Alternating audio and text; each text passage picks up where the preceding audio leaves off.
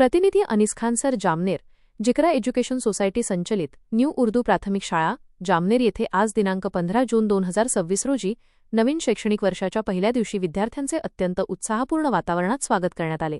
शाळेचा परिसर अत्यंत आकर्षक पद्धतीने सजविण्यात आला होता।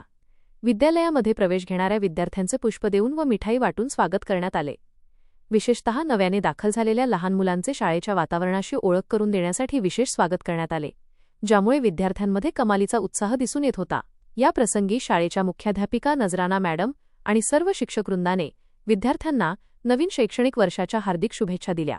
शिक्षकांनी विद्यार्थ्यांना नियमित अभ्यास, शाळेतील शिस्त आणि नैतिक मूल्यांचे महत्त्व समजावून सांगितले।